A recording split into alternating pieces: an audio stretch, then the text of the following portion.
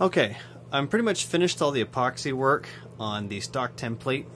Bear in mind that this is not going to be used as a stock itself. It's just going to be used as a template to copy cut a custom hardwood stock.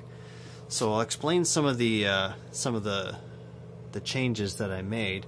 First thing I did, most noticeable, is I introduced a drop at the comb. So from the heel down to the point of the comb, there's a drop. And it's about 2 to 2.5 degrees. And the other thing is the point, I had to raise the point of the comb. The point of the comb was originally somewhere down here, and the heel was, well, you can see where it was. This was originally the heel down here. So I raised that comb probably 1.5 inches or so. So it was a very bad design. I found that there was an excessive amount of drop at the heel, and I don't think that would have been a very comfortable stock design to shoot. So I introduced a drop at the comb from the heel down to the point, and the point is level with the receiver tang. So when you get transfer of recoil energy, it's going to come backwards like this.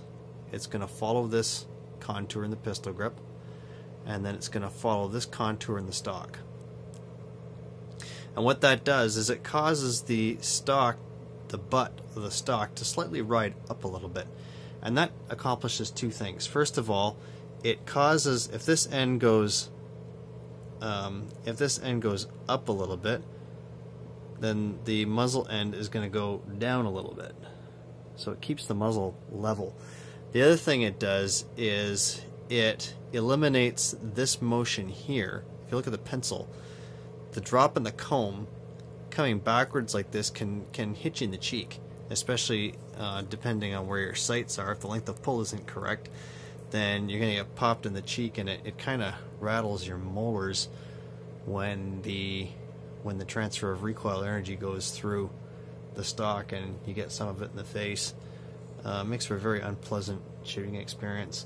The other thing I did was I thickened up the comb quite a bit.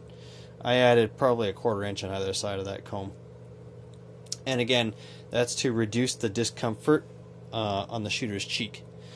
So when you have a very thin, chintzy comb, the recoil energy is concentrated on a smaller surface area, and it's basic physics. There's more pressure there.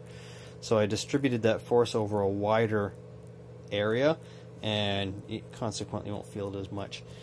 The other thing I did was I changed the angle on the pistol grip. So if you recall before, it had almost a 90-degree angle in the pistol grip. It came kind of like this.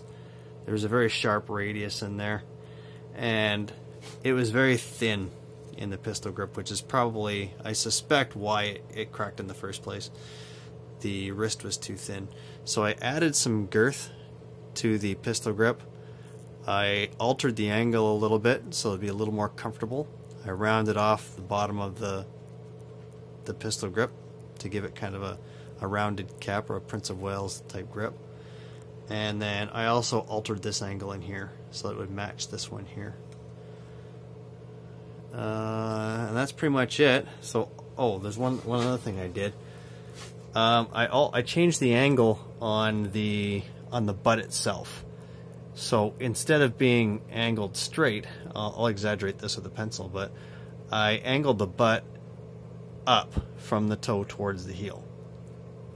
And the reason why I did that is because it's easier to point.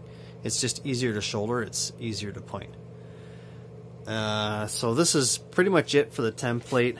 The original Ross Company Scotch Deerstalker rifle, they called it, had a little bit of a contour, not really a schnabel end, but a little bit of a contour on the nose there.